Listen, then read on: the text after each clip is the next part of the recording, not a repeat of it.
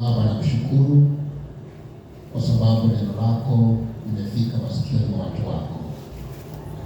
Leo hii ukitaka kunena mtu mmoja kwa sababu ya ujumbe huu, wacha Mfalme ufahamu kawaingie wote, ili watakaopokea neno hili walipokee, watakaofunguliwa kwa ajili ya ujumbe huu wakafunguliwe, na watakaoelimishwa kwa sababu ya ujumbe huu wakaelimishwa Bwana. Maana wewe ni Mungu wa wakati unaofaa, na umesema ya kwamba msikia kwa sauti yangu katika siku niliyoitenga iitwayo leo, ukasema watu wako usifanye moyo wao mkuu. Katika jina la Yesu tunaomba na kuamini. Haleluya. Umoja katika madhabahu ya Bwana. Leo madhabahu limekuwa na usito, na wakati mwingine likakosa usito, na madhabahu hayajaanza saa hii. Na katika lugha rahisi, madhabahu ni mahali painuliwa kwa ajili ya uponyaji wa kimungu. Haleluya. Na Yesu akija hapa duniani alipata kulikuwa na madhabahu mengi yamejengwa. Kati ya madhabahu yale yaliyojengwa, kulikuwa na madhabahu yaliyokuwa yamejengwa katika mji wa Bethesda. Na pale katika mji wa Bethesda kulikuwa na dimbwi la maji ambalo lina matawa matano, na pale ndani kulikuwa na maji ambayo hutibuliwa siku moja ambayo haikujulikana. Na hiyo siku maji yakitibuliwa, ilikuwa yeyote aliyeingia ndani ya yale maji aliweza kupona. Madhabahu hayo yaliweza tu kuponya mtu mmoja kwa wakati mmoja, sio mtu mmoja kila siku, lakini mtu mmoja kwa wakati mmoja, na kwa sharti moja ya kwamba lazima maji yatibuliwe. Bwana asifiwe sana. Na yule aliyetibua maji hakuwa mwanadamu, bali ni malaika aliyekuwa akitoka mbinguni akishuka akichukua maji na akienda. Haleluya. So Yesu alipokuja, maana ni Yesu ni mambo yote. Jinsi wimbo umesema anaweza yote na yeye ni Mungu mwaminifu. Majira ya Kristo yaliposhuka yalipata kama kisima cha Bethesda kiko. Kisima cha Bethesda kinaendelea, watu wanapona wakienda.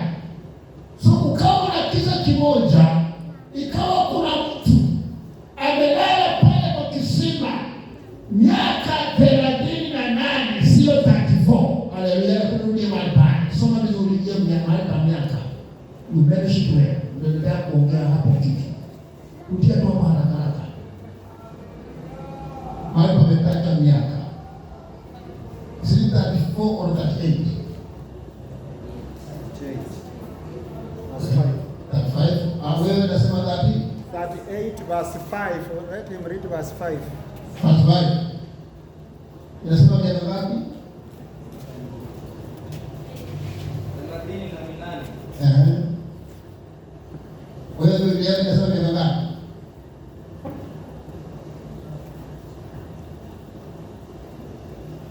Haleluya. Ilikuwa kungoja katika madhabahu ya Bwana. Bwana asifiwe sana. Na tulisema kungoja tunaleta kitu inaitwa specialization. Bwana hupenda sana watu wanaokaa na kungojea Bwana. Na kitu ambacho tunalifurahia siku ya leo, mwalimu ametufundisha vizuri sana. Hatuwezi kuja mahali hapa Mungu asipotusaidia tunamkataa.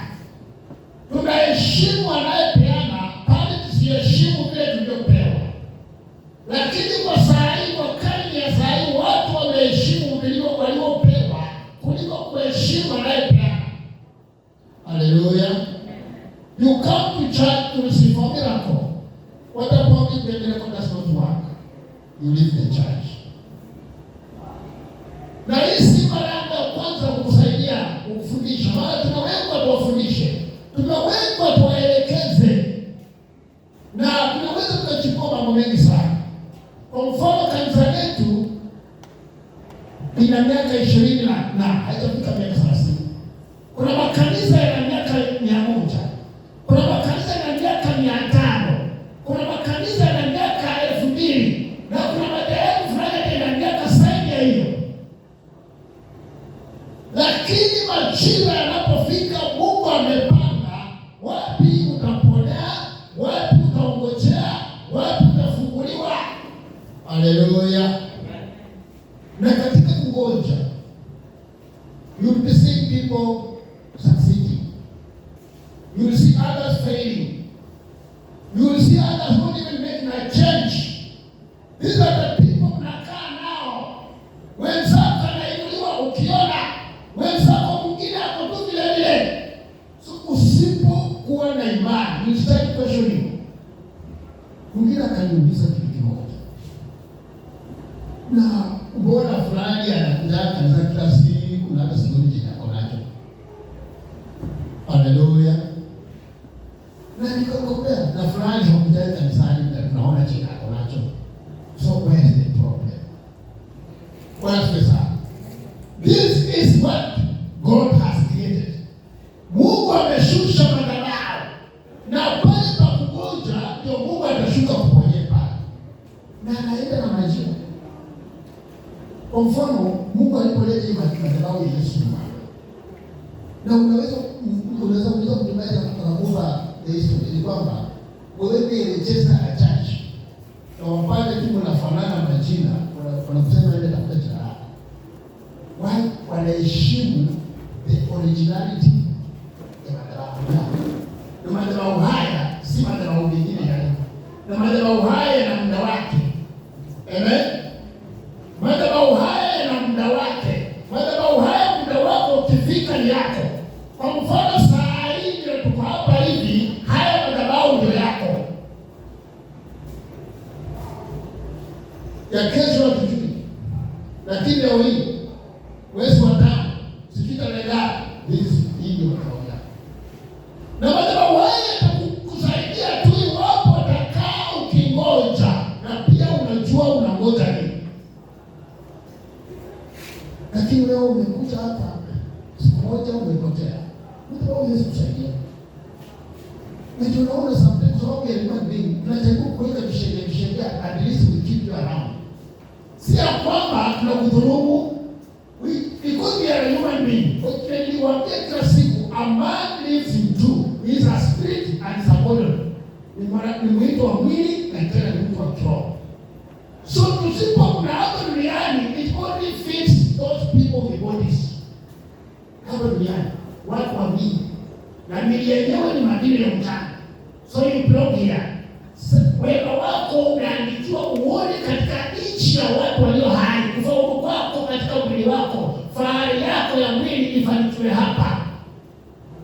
Na ukiwa pale pia kuna roho ambayo tunailea ambayo ina umilele. Halo? Sina kutumia ukadhani uchelewe mjambo. Wewe uko hivi, existence yako ya mwili ilianza. Lakini existence ya kiroho ilianza tangu mwanzo.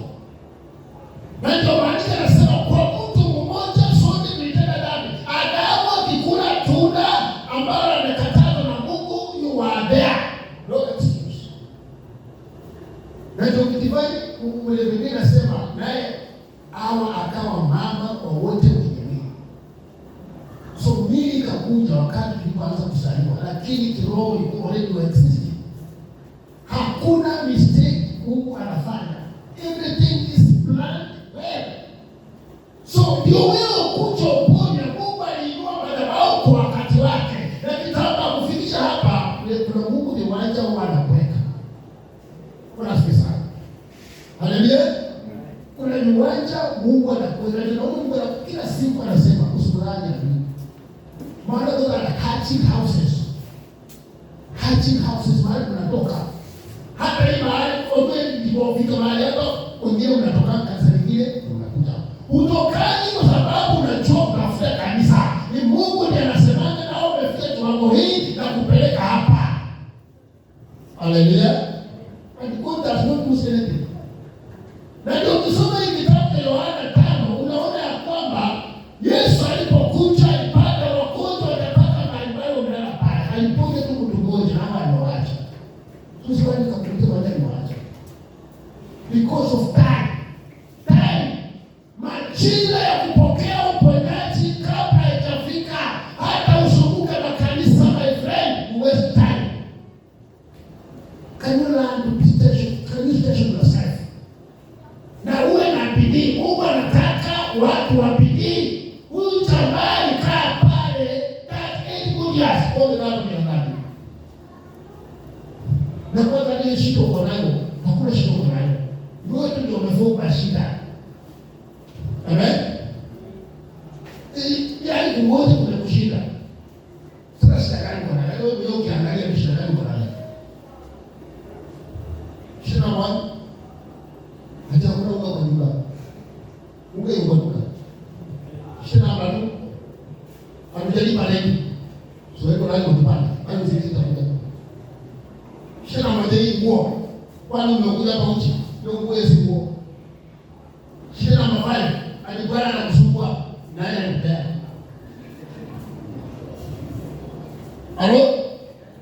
You don't have a problem. Watu wenye shida wenyewe wako, lakini wewe kujipandika. The problem is ujui kungoja. Na hata ujui kuwa the right place at the right time. Ibada zako za Mungu zitakubahatisha. Nini maana ya mwisho ya kusoma Biblia? Ama hata baada ya Biblia nyuma. Katika ndio umefika saa hii. Kunayo siku yote wanahubiri. Ukahubiri baada ikaisha. Ndoto tu ukahubiri kwa mtoto ukamaliza. Pewa mkono. Sisi asipiki. Hakuna. So kama katika ndoto yako hakuna hata utawa yote kuhubiri. Haya, sema nani mtaona anaona pesa. Wewe hapo. Ndoto ndio yote. Nani ashayote anapita na watu magumi vingi. Wote. Nani ashayote hata amepata nyumba ya ghorofa ameingia ndani. Wote. Lakini mwenye ashayote akihubiri ngo hakuna. Sasa hili kidogo naona is not part of you. So the thing you should have is the word of God. Na njia moja kujua kwamba umeanza kupenya katika ulimwengu wa kiroho ni wote unaomba na uombe maombi yaishe. Na wote unahubiri na mahubiri yaishe. Si wale kuhubiri unasikia ndani kwa mdomo kama kuna makamu na damu na kidogo ngone na ulimi na kwama you have a long way to go. Wana pesa. So kama hatuwezi fikia kiwango hicho, tanganye ndani wetu tuna Mungu. Lazima tuendelee kutafuta. Na kutafuta Mungu unaingia madhabahu. Na ulipoingia madhabahu, katika madhabahu kuna vitu vingi. Ukikaa kungoja Kristo akifika, atajua this one amengoja kwa muda mrefu. Sasa mimi kanisa unakuja asema unakujia mtu. Siri ya kuja kanisani kitu kimoja. Uenda usione leo. Lakini watoto wako. Amen. Watoto wako. Bahati mbaya labda nao hawatakuja kanisani. Lakini kuja kwako kanisani kila siku unajenga mazingira ya kutetea hawa watoto. Nao watakapokuwa katika njia zako, katika umri wako, watoto wao neema itawafikia, watapenda kanisa. Haukuji bure. Ni unakuja kwa maana unakuja kuabudu Mungu. Haukuji ni chochote. The only problem ni kwamba hatutaki kujua the protocol. Amen. Hatutaki kukaa chini ya wachungaji. Unajua wachungaji ni watu wenyekevu na hawezi kusaidia. Yeye bwana kwa kuhubiria maliza naye. Lakini the end of the matter is when you come here wao umekuja hata support. Hivyo ndio Mungu anataka. Mungu hapendi mtu mwenye kukaa chini ya mamlaka ya mtu. Ndio kwa hiyo leo sana. Mungu hapendi mtu mwenye kukaa chini ya mamlaka. Na akakupa kanisa. Na akakupa ruhusa ya uchuzi. Na niwaambia kanisa na ndoa zinafanana. Kama kanisa huwezi maintain kanisa moja, hata ndoa itakushinda. Nielewe vizuri. Kama huwezi kanisa moja, hata ndoa hautaweza. Na kama utaweza, utakaa kwa ndoa kimwili, lakini uliama kitambo. Kama unasema ile kama ndoa kwa sababu ya ndoa. Ukimanage madhabahu moja, utamanage ndoa. Ukimanage ndoa, utamanage madhabahu. Na kama uelewe hiyo kitu, hiyo ndio kweli, shika hiyo kitu. Kama utamanage ndoa, chua hata ukipewa kanisa utamanage. Na ukimanage kanisa, chua hata ukipewa ndoa utamanage. Lakini si lazima. Si lazima upewe. Kitu ambacho lazima upewe ni madhabahu, ndio the master. Mambo ya ndoa ni Mungu. So hii ukizoea madhabahu moja, kama Mungu ataona umeiva, umefika majira ya atakutoa. Mungu hutoa watu kwa makanisa na kusonga. Na waka ni promotion, is not demotion. Amen? Waka ni promotion. Mungu hatawahi poteza chochote. Na akikupia mahali pale na kuoga na kusudi. Na waka ni mambo mawili. Nenda uweke pale uangamie, au uweke pale uinuke. Maana kulingana na mikakati na mipango yako. Mungu akikuwa hapa, una option mbili. Nenda uende uangamie ama uinuke. Lakini sana sana huwa naomba uinuke. Maana yeye hakuna siku amewasa mambo mabaya juu ya mtu. Hakuna siku Mungu amewasia mtu mabaya. Lakini akikuondoa hapa na kupeleka mahali anatamani uinuke afadhali. Maana ni kama mzazi amekupeleka na kwa primary school, unapika mwalimu hapa. Wamekujua na kubadilisha na kupeleka shule nyingine. Wanakuficha huko, unaana huko. Hadi mzazi anajaribu kuficha ikao galau usome. Hivyo ndivyo Mungu anafanya. Anakutoa hapa, anakupeleka hapa, anakupeleka hapa usimame. Lakini ukiinsist, ukilea ile kiburi yako, atakuachilia.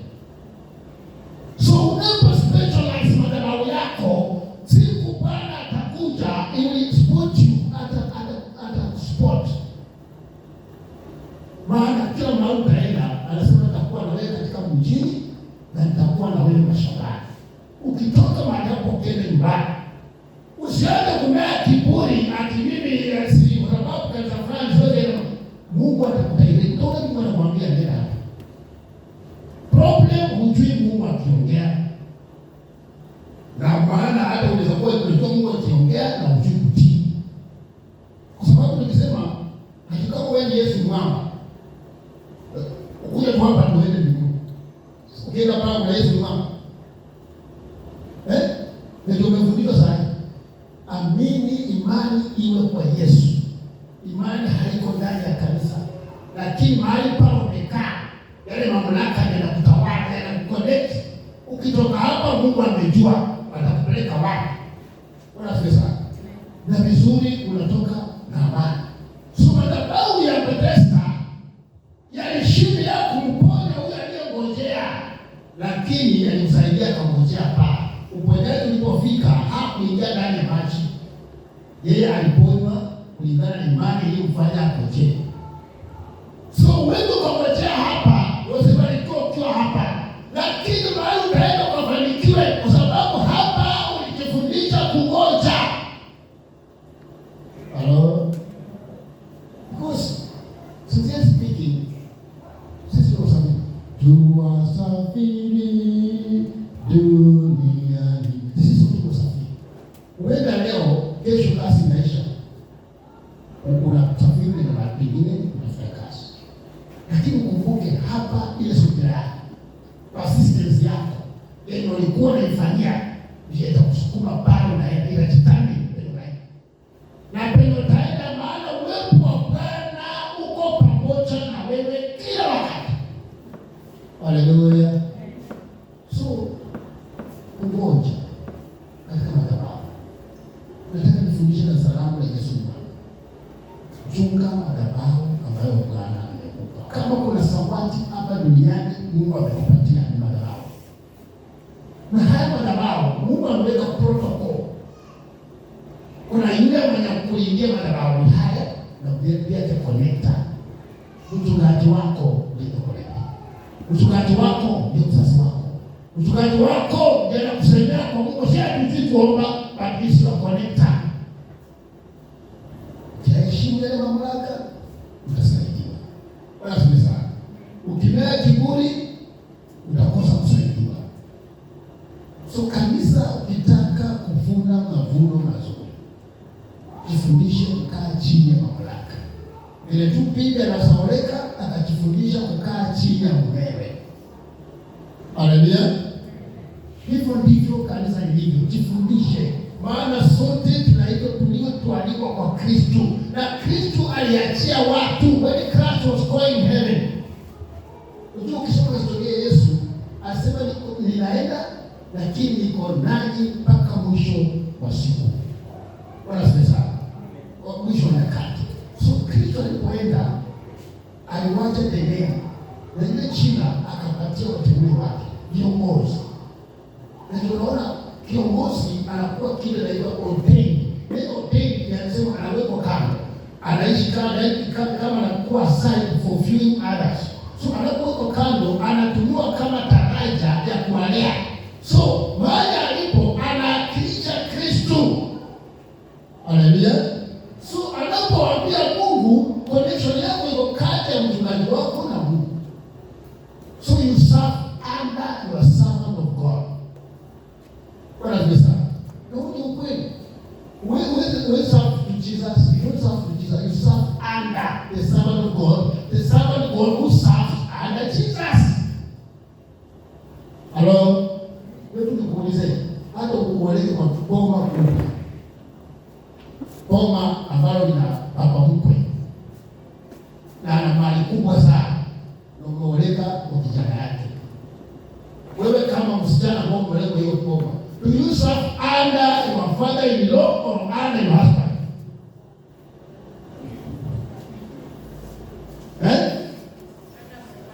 Very good. So, if you serve under your husband, then your husband serves under his father. That's how the church operates. So, wewe unapofika pale, una create relationship na baba mkwe, unadharau bwana yako, unipikiki out. Of course, unaona watu wengi wamepokea laana kwa sababu wamedharau watumishi wa Mungu. Akipewa ndio kipawa cha kuimba, kipawa cha unabii, kipawa cha uponyaji, anadharau kinachomlea. Soma Yesu akija hapa duniani. Kuna siku nilimwambia, ndio kama hivi waangalia. Unajua Yesu akisaliwa hapa, hapo kwa wali. And he was never ordained as a high priest. But the kind that anafanya. When he was healing, anaponya na anatuma wenye ameponya. Ndio kwa makubali. He was serving under somebody. Na wakati ule kwa Kayafa ndiye alikuwa mkuu wa mabara.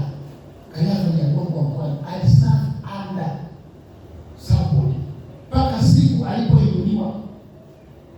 So if you don't learn to serve under madhabahu haya yanayokulea yatakuharibu. Na haya madhabahu ya wachungaji ya kitu inaitwa circling yanashikana kutoka kwa mchungaji wa chini mpaka juu. Unawahi kuambia kwamba ni certificate hakuna. Haleluya. Ngoja nikwambie, mchungaji wa jirani yako na mchungaji wako hawana tofauti. Mchungaji wanakuwa mchungaji. Na ndio naona Yesu anaambia Mafarisayo na Masadukayo wamekaa katika kiti cha Musa. Sasa chochote watakachowafundisha sio. Halo? Bwana hakusema msiwasikie. Aliwaonya tu kwa mienendo yao ndogo ambayo wamechanganya. Lakini whatever they teach, they have to listen. So, madhabahu kishaletwa hapa kanisa ukajiita Yesu ni Mwamba. Na ni vizuri ujitambulishe kama wewe ni Yesu ni Mwamba. Wacha kila Jumapili wewe ni mgeni wa kanisa fulani. Wageni katika hii kanisa dadaye kusimama Bwana asifiwe, amen, Yesu asifiwe. Ninapenda kuimba, unapenda kuimba kuimbia watu. Wewe ndio wapi? Unakuja hapa tunapenda kuimba wewe. Na sasa kama unapenda kuimba, kule nani anaimba? Halo? Hebu mwambie ukweli. Unapenda kuimba hatukatai. Alafu una maasi kama zote. Chochote cha sisi. Sisi kuli. Unasema hadi ukikuwa dakika 10 ushasema Biblia sote, umetia watu moyo na kule umetoka, nani anatia moyo watu? Halo? Halafu tunapili tunasema umekuja kushiriki na sisi ama hapana? Kila ndio wanataka tunabaki nyumba ya kukaribia wageni, ni nyumba ambayo inakaribia siku moja malaika. So we are sure you are an angel. Ndio kuuliza. Sasa uko na sisi ama utarudi huko? Hapana, ndio Bwana atanionyesha. Kidogo ushaenda kazi nyingine. Ukiita mgeni leo. Uko gani? Sasa wakati Yesu atakuja, madhabahuni umespecialize kuponya. Haleluya. Na je, unatafuta kuponywa au unaabudu Mungu? Na nikasema worshiping God. Lazima. Hakuna kitu kinaitwa to exchange materials. Worshiping God.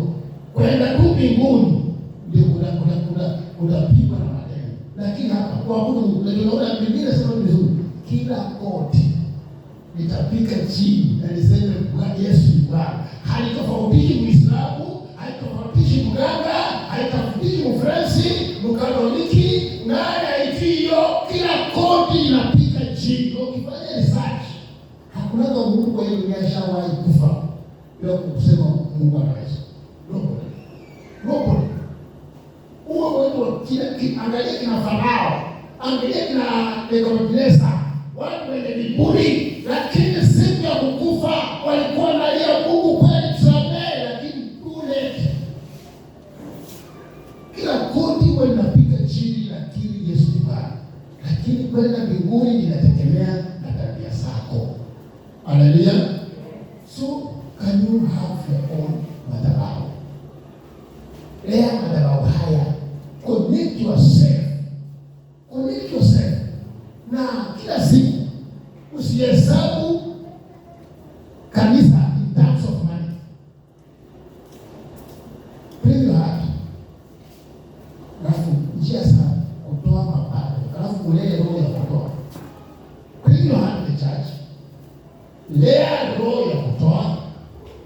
Then if anything you have, then God shall direct you. Lakini the problem is, unaangalia kanisa in terms of money. Mpaka siku hizi watu wanasema, ukitaka kutajika siku hizi, fungua kanisa. Nani alikwambia kanisa ni duka? Hello? Who told you? Na kama ni duka, mbona utafungua? Hello? Tufungue. Running a church. You think it's a job? Saa hizi tukihesabu wale watu tulianza nao na wako hapa hawafiki 5. Kwa mara nyingi ndio huyu. Ndugu yangu huyu ndio yule kalikuwa kadogo. Nani ana miaka 9 hapa? 10. Hakuna.